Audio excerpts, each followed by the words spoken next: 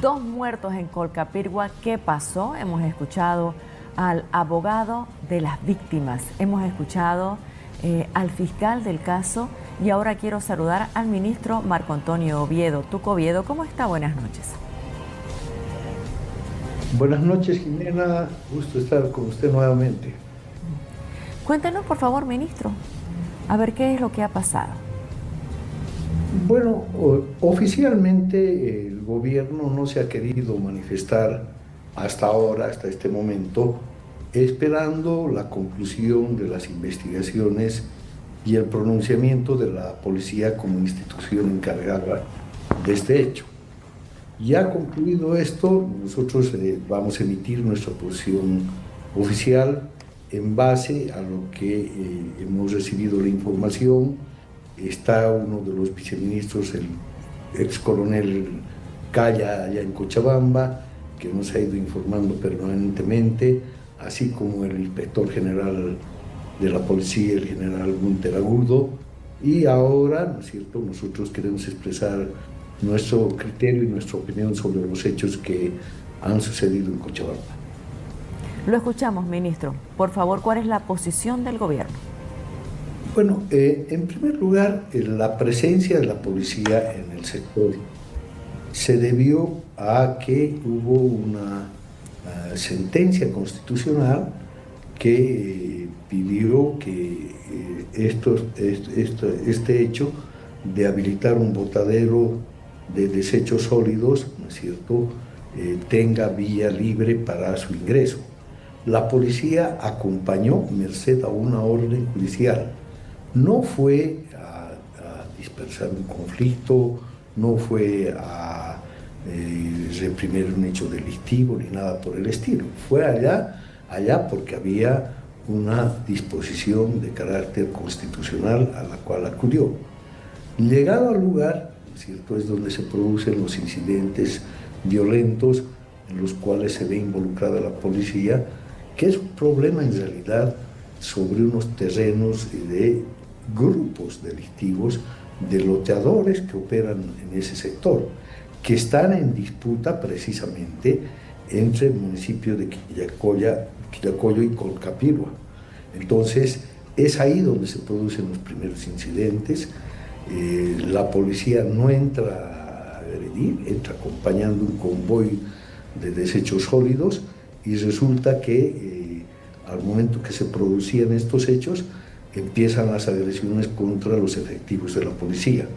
Primer hecho, la policía fue por un orden de carácter constitucional. Segundo, fue a resguardar un grupo de vehículos de transporte pesado que transportaban desechos sólidos, y en esa situación son estos grupos que empiezan un proceso de agresión a los policías. Esa es una primera cosa. Producto de esto es que hay enfrentamientos, gente lastimada de uno y de otro sector, hay efectivamente gente civil del lugar herida, como también hay policías.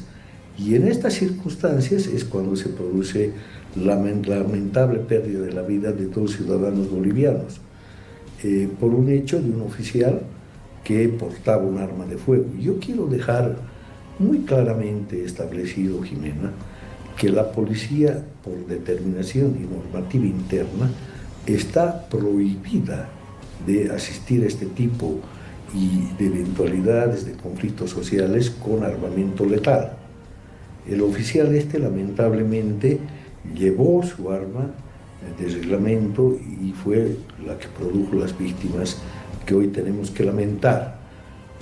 Este no es un hecho atribuible ni al alto mando policial, mucho menos al gobierno, sino a una falta al reglamento que tuvo lamentablemente este joven oficial, que en el enfrentamiento victimó a dos personas. Entonces no hubo agresión inicial, hubo una orden judicial y producto del enfrentamiento se produjo el deceso de estos dos compatriotas bolivianos. ¿Qué produjo este incidente? Produjo que hay bandas criminales organizadas que se dedican al avasallamiento, al loteamiento de de tierras que las reclaman para sí en estos casos. Y esto ha generado este hecho de violencia porque no es reivindicativo ni de un municipio ni del otro. Son, ¿no es cierto?, pobladores agrupados en grupos, ¿no es cierto?, de loteadores, de avasalladores de tierra que se han enfrentado por este pedazo de tierra que hay. Bien, a ver, ministro, entonces hay una resolución constitucional para que estos policías acompañen las volquetas para que lleguen al botadero. Cuando están en ese tránsito hay un enfrentamiento entre los grupos que se disputan las tierras, ¿no? Y ahí es que se produce el enfrentamiento con los policías. En ese momento el policía, uno de ellos saca un arma que no debió haber llevado. Esa es la historia. Efectivamente, esta es la historia, pero con un elemento, estimada Jimena, que la policía no fue a agredir. La policía fue a resguardar el ingreso de un convoy de transporte que ingresaba al lugar donde se echan estos residuos, y ahí es cuando fueron agredidos. Desgraciadamente la violencia acarrea este tipo de cosas. Pero yo quiero dejar sentado un precedente. La institucionalidad que se está recuperando en este gobierno del presidente Paz Pereira implica obligaciones y derechos. En este caso, con el oficial que cometió este error y lamentablemente cuesta 2 vidas, inmediatamente, ¿cierto?, por instrucción del gobierno y cumplida por el mando policial, se ha puesto a disposición de la justicia a este joven oficial que ha incurrido en este hecho. ¿Está ya detenido el policía? Sí, ya está, en este momento se encuentra detenido porque este teniente ha cometido un hecho tipificado en el Código Penal. ¿En qué lugar está detenido? En Cochabamba, no le puedo precisar el lugar, pero ya está detenido por el reporte que ha tenido de Cochabamba. Segundo hecho, ¿no es cierto?, tampoco vamos a dejar que las personas que están organizadas en estas bandas criminales queden impunes. Hemos emitido una instrucción para que estas personas que hacen modus vivendi el delito puedan ser investigadas, sancionadas de acuerdo a nuestra normativa penal. No, esto no ha acabado acá. El fiscal departamental de Cochabamba y la policía en sus órganos técnicos respectivos deben proseguir la investigación hasta hallar a los verdaderos culpables. Se trata de confundir, en algunos casos vía el abogado y algunos otros portavoces que han aparecido, de que esto fue un acto de agresión de la policía, que fue la policía la que fue a provocar y agredir. Eso en absoluto es cierto. Y hemos visto en diferentes medios, yo lo vi en el medio de ustedes, que lo que sucedió es que fue una agresión premeditada, planificada, para causar daño a los servidores públicos, que en este caso son policías. Lo que dice el abogado es que la muerte de una de estas personas fue a 1,5 kilómetros del lugar donde estaba el bloqueo y donde estaba el convoy. ¿Usted sabe por qué fue así? ¿Y si es que fue así de verdad? Bueno, ese dato técnico no lo tengo en este momento. Lo que sí yo tengo es que hubo 2 víctimas y un policía herido con un disparo de escopeta. Lo que quiere decir que si bien este oficial cometió el error de llevar su arma de reglamento, del otro lado también existían armas de fuego. Por eso nosotros actuamos sobre la presunción de que estas personas que agredieron a los policías son bandas organizadas con el fin de apropiarse de terrenos que hoy día han cobrado un valor porque este botadero de desechos sólidos está cerca. Entonces esto valoriza los terrenos y estas bandas que están organizadas para delinquir y apropiarse de terrenos, que son 2 bandas, ¿no es cierto?, no es una, hayan logrado enfrentar a la policía. Ahora, ministro, ¿cuántos son los detenidos, por favor, de parte de los miembros de estos grupos de avasalladores? Tengo entendido que está alrededor de una docena de detenidos. El caso, por disposición del representante del Ministerio Público, ha sido declarado en reserva. Yo considero que está bien, pero tiene que ser un tiempo perentorio para que también haya transparencia en la investigación. Para nosotros lo fundamental es que haya transparencia. Segundo, siempre vamos a instar al diálogo. La primera tarea que tenemos en el Ministerio Público es partir por el diálogo, por la conciliación, por negociar con las partes cuando haya conflicto. Pero también seremos claros y firmes cuando haya que hacer respetar la ley y los derechos de los ciudadanos. En este caso ha habido un escenario donde ha habido violencia, desgraciadamente imprevista, no dio lugar a un espacio de conversación y de diálogo, hubo una agresión premeditada y sin aviso. Por lo tanto, ya entramos a una etapa subsiguiente, que es el investigar y sancionar a los culpables. ¿Qué pasa con el policía? ¿Él era el único que llevó arma? Sí, y fue un error de él mismo, porque incluso hay en algunos casos en que los jefes de más alto rango supervisan que nadie vaya armado. Desgraciadamente ahora sucedió que este oficial, ¿no es cierto?, llevó su arma desde el armamento y el resultado es el que lamentablemente tenemos ahora. Pero también debo hacer énfasis en una cosa, Jimena. Los policías fueron perseguidos en determinados momentos, agredidos, incluso estuvieron a punto de ser sobrepasados, incluso en algún momento incluso de tener la intención de quemarlos. Entonces, voy a hacerle escuchar, por favor, a usted y a la gente que nos ve esa parte del video, cuando los comunarios o los delincuentes o los avasalladores, habrá que ver qué son finalmente, dicen que hay que quemar a los policías.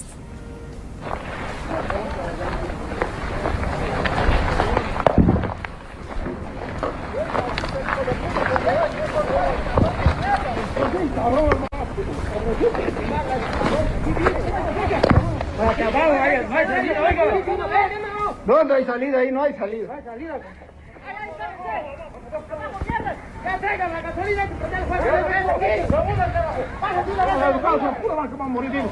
Traigan la gasolina, hay que quemarlos, grita.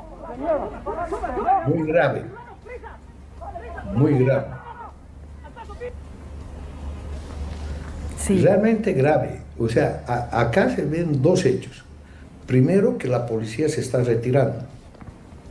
Es esta gente, los que yo digo de estos grupos organizados, que los sigue, los provoca, incluso en un determinado momento hacen la amenaza de quemarlos. Entonces, no tenemos que tergiversar los hechos. Otra cosa hubiera sido si estos policías que se estaban retirando prudentemente para evitar enfrentamientos hubiesen podido retirarse con tranquilidad. Aquí había gente que los perseguía, que los quería agredir. No es a la inversa. Yo repruebo las declaraciones del abogado que con cierta mala intención trata de hacer ver a la opinión pública que hubo una agresión, que los policías utilizaron la violencia desmedida, y no es así. Él dice que el policía disparaba a varias personas y que hay 7 heridos de bala. ¿Eso está confirmado? No. Tenemos los heridos de bala, que lamentablemente 2 han fallecido, creo que hay uno más, pero no, o sea, no ha disparado a todo el mundo. Eso es lo que se me informa ahora. Pero el hecho de fondo es que el Estado, en la recuperación de la transparencia y de la institucionalidad, no trata de tapar esto. Nosotros, gobierno, lo que hacemos es transparentar la información y tomar las decisiones adecuadas con equilibrio y dentro de nuestra jurisdicción y nuestra normativa legal. Por eso es que el oficial está hoy detenido. Yo lo siento por bolivianos y los compatriotas que han caído. Pero también debo lamentar la situación de un hombre joven de 28 años que ve su vida truncada, ¿no es cierto?, por estas circunstancias, por la imprudencia misma de él. Entonces, ¿el policía tiene 28 años? 28 años, es teniente de la policía, estaba empezando su carrera policial, cometió una imprudencia y un hecho que después se convirtió en un hecho tipificado penalmente por nuestro ordenamiento legal, y bueno, ve frustrada su vida. Entonces, acá tenemos que ser equilibrados, acá en estos hechos, este tipo de hechos, tenemos que ser transparentes. En este tipo de hechos debemos recurrir a la ley, porque de esta manera... ¿El Ministerio de Gobierno se va a querellar contra el policía o va a ser parte del proceso? El Ministerio de Gobierno primero tiene que ser parte de la investigación que se va a hacer. Segundo, una vez establecidas las responsabilidades penales que emerjan de esta investigación, será el Ministerio Público, que eso está establecido así en nuestro ordenamiento legal, el quien se constituye en la parte acusadora. Esa es la facultad que la Constitución y la ley del Ministerio Público le otorgan a la Fiscalía. ¿El nombre del policía cuál es? Creo que apellida Castellón, es un teniente de la policía joven, ¿cierto?, que lamentablemente ha cometido este error. Bien. ¿Qué le quisiera decir usted, ministro? Le doy esa chance aquí en el programa a los familiares de las personas fallecidas. Primero, expresarles mis sentimientos de pesar a nombre de nuestro gobierno, del presidente Paz Pereira y de todo el gobierno, decirles que los acompañamos porque perder un ser querido, un pariente, siempre es muy doloroso. Entonces, expresarles de verdad, con todo afecto, nuestros sentimientos de pesar y solidaridad con ellos. Que si en algún momento... ¿Cómo se va a apoyar a las familias? ¿Sepelio? ¿Alguna indemnización? ¿Qué pasa? A eso iba, ¿no es cierto? Ver en algún momento algún miembro del Ministerio de la Policía Boliviana tendrá un contacto con ellos y ver, en caso si es un padre que tiene hijos, ver cómo los vamos a poder colaborar en estos momentos, porque en estos momentos de dolor y de ausencia de un ser querido siempre afecta al núcleo familiar. Y hay que tener cuidado en eso para no dejarlos desamparados y poder colaborar en lo que se pueda a las familias de estos compatriotas que han fallecido. ¿Estas personas que fallecieron eran parte de los grupos de avasalladores o no? Es muy difícil decir en este momento, Jimena, ¿no? Por eso yo, con más cuidado que el colega abogado que habló al comienzo, digo, esperemos las investigaciones, ya hay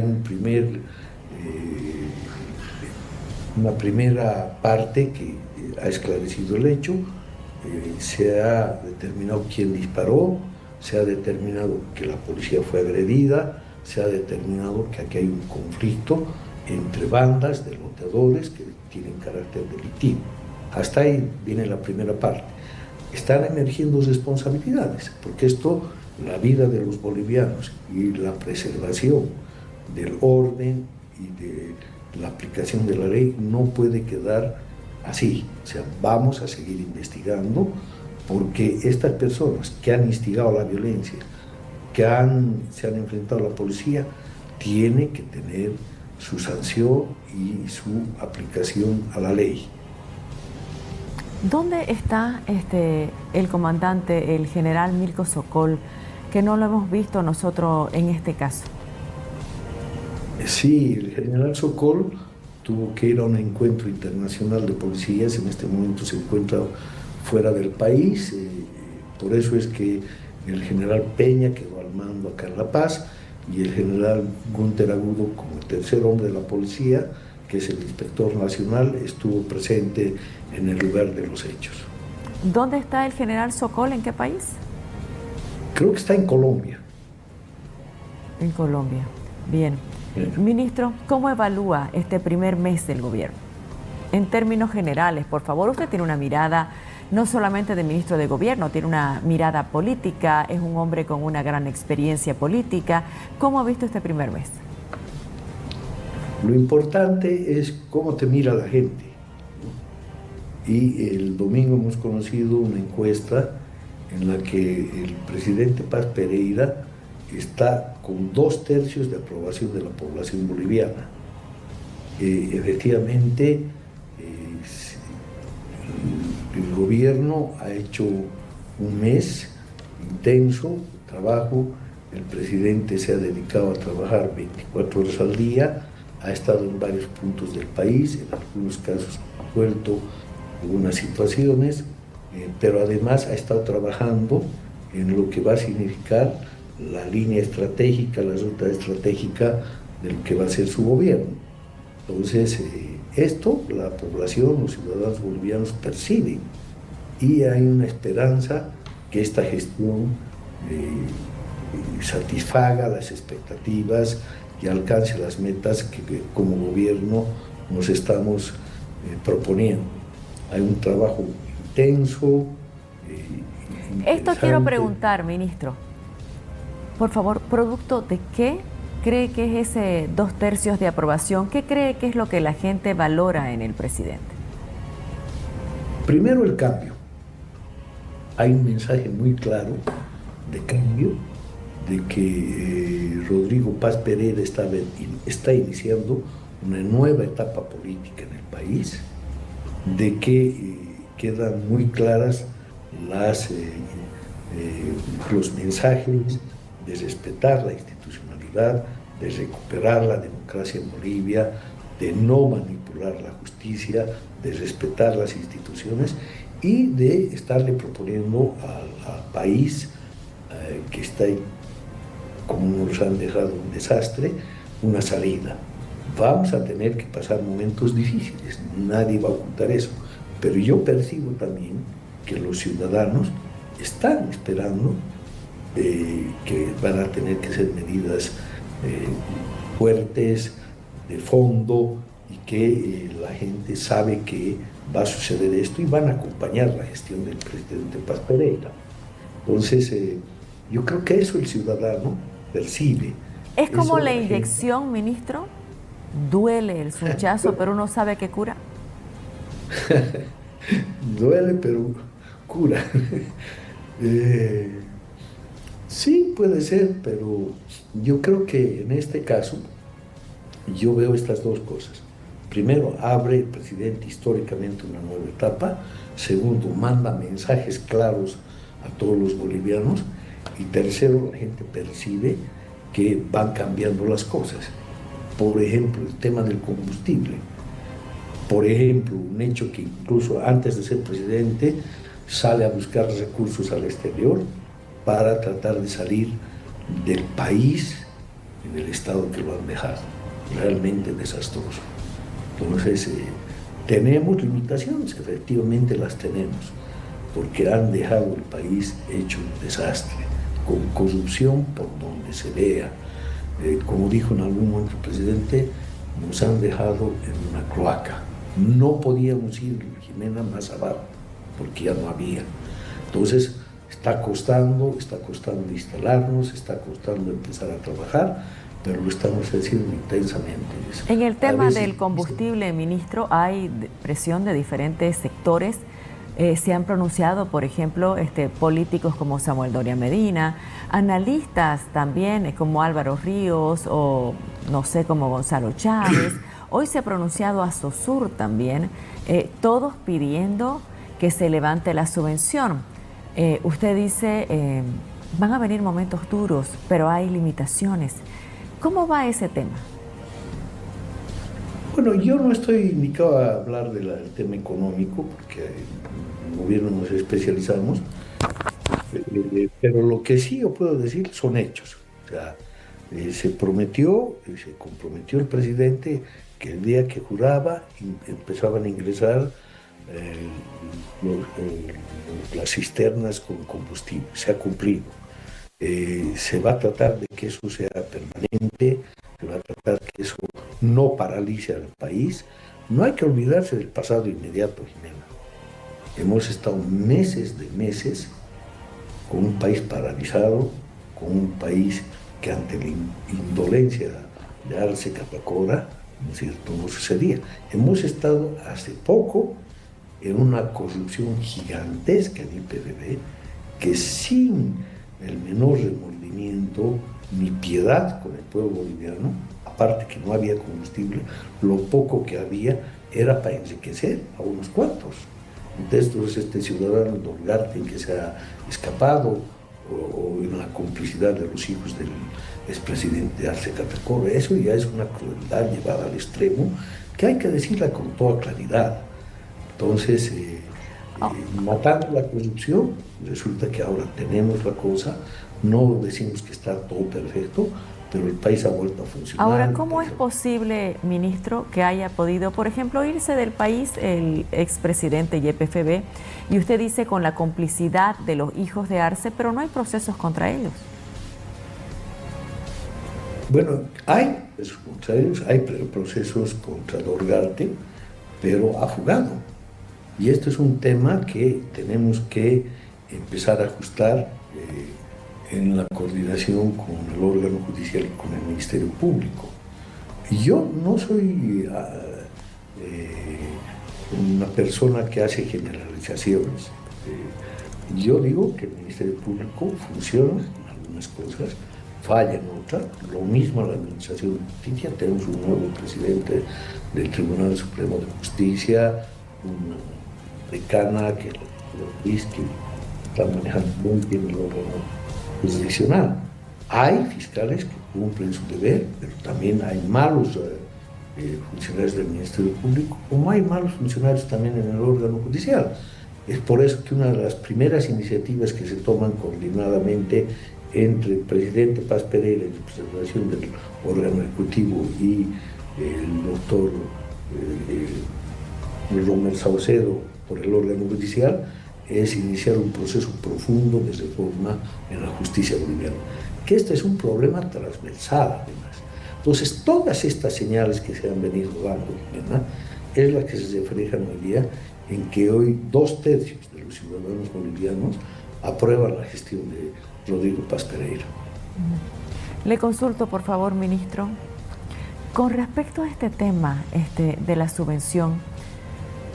A ver, usted dice, y es obvio, es claro, que usted no es ministro del área económica, por favor, pero muchos entienden que puede haber un freno político, es decir, si es un buen momento político para levantar la subvención. Momentos de estreno, dicen muchos, luna de miel, es el momento correcto, pero a ver, podrían haber factores que aconsejen no hacerlo políticamente.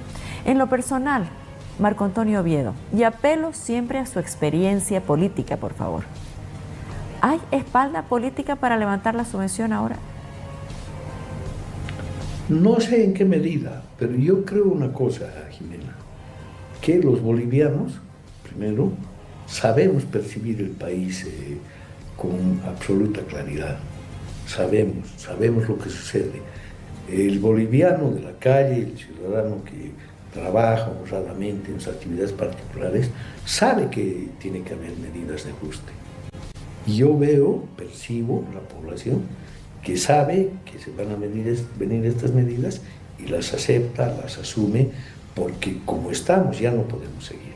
Entonces la gente tiene un grado de esperanza bastante fuerte y también la gente acompaña la firmeza de su presidente, de su conductor y de su equipo de gobierno. Por eso que nosotros decimos, sí, transparencia, sí, diálogo, pero sí también cumplimiento de la ley y firmeza para llevar el país hacia adelante. Entonces, estoy convencido de que sí, vamos a tener que tomar medidas y que el pueblo boliviano, cuando vea la firmeza y la transparencia y la ruta crítica nítida que se va a encaminar el país, nos va a acompañar. No hay que calcular el favoritismo de popularidad o impopularidad a los intereses de la patria. Primero están los intereses de la patria, de sus ciudadanos, de su pueblo, y después vendrá la popularidad, después vendrá la aceptabilidad y resultados electorales. Ahora, lo que ha funcionado muy bien es el dólar, ¿no? El dólar fue bajando, bajando, bajando, ¿no? Cuando se puso el valor referencial del Banco Central, bajó más. Y eso es posible que aún continúe, ¿no? Sí, miren, este tipo de medidas, yo a veces me extraño con algunos analistas económicos y políticos que aparecen en los medios, dejando y pasando por encima este tipo de medidas que se han ido tomando desde el inicio. Son muy críticos en cuanto al tiempo de las medidas que ya debían tomarse o que no, pero a veces no los escuchaba yo tan críticos y tan duros con la gestión desastrosa que pasó. Tenemos que ser justos y cabales. Por ejemplo, esta de la estabilización del dólar es un tipo de haber generado medidas prontas, efectivas, emitidas por el gobierno, y segundo, la seguridad y la confianza que tiene el ciudadano en la gestión del presidente Paz Pereira. Creo que estos factores han hecho más la medida que se tomó desde el Ministerio de Economía de fijar el precio del dólar. Ahora hay un factor extra, ¿no? Que también bajó el riesgo país. Es algo que no se lograba hace mucho tiempo. Dos cosas no se lograban hace mucho tiempo. Primero, bajó el riesgo país, lo que nos vuelve más atractivo a que venga la inversión de afuera. Y la segunda, que en muchos años, creo que nunca, hemos tenido un presidente que esté primero en popularidad en los rankings en toda Latinoamérica, que eso es una cosa que el presidente Paz Pereira está punteando el índice ese. Pero el otro es que, igual de importante, que hoy día el país está dando señales que hay un nuevo aire, que hay un nuevo gobierno, que tenemos que acompañarlo esencialmente de las normativas que deben acompañar esto. Por ejemplo, modificaciones en la ley de hidrocarburos, modificaciones en la ley de minería, hacer más asequibles las inversiones en Bolivia, simplificar nuestro sistema tributario, flexibilizar nuestra normativa laboral, es decir, hacer un país que supere el estado tranca, hacer un país donde invertir sea fácil, hacer un país donde el que quiera trabajar tenga facilidad del Estado y no tenga negativo del Estado. Yo quiero contarle una experiencia personal que estoy pasando yo en el Ministerio después de muchos años que estoy viviendo en la función pública. Tengo que firmar papeles todo el día para que salgan de despacho. Vuelve del despacho otra carta acusando los recibos del despacho. Esas cosas tienen que desaparecer. Yo digo, inmensa cantidad de plata que se gasta en papelería. A ver, ¿cómo puede desaparecer eso, ministro? ¿Digitalizar? Simplificando nuestras normas, digitalizando y modernizando el Estado, dotando y cambiando la mentalidad del ciudadano boliviano, que el funcionario público tenga que facilitar y no obstruir, porque en nuestro país hay funcionarios públicos, servidores públicos, que parece que viven felices cuando te hacen difícil la vida, cuando debía ser a la inversa. Por eso somos servidores públicos, no somos obstructores públicos. Entonces, ese es el verdadero cambio del país tranca, del país que se dedicó a obstruir inversión, a obstruir trabajo. Le voy a preguntar un detalle, por favor, un detalle periodístico, ministro. ¿Qué días son ahora las reuniones de gabinete? Los días lunes y los días viernes. 2 días a la semana. 2 días a la semana, sí. Ahora, ¿cómo se están usando el Palacio Quemado y la Casa Grande del Pueblo?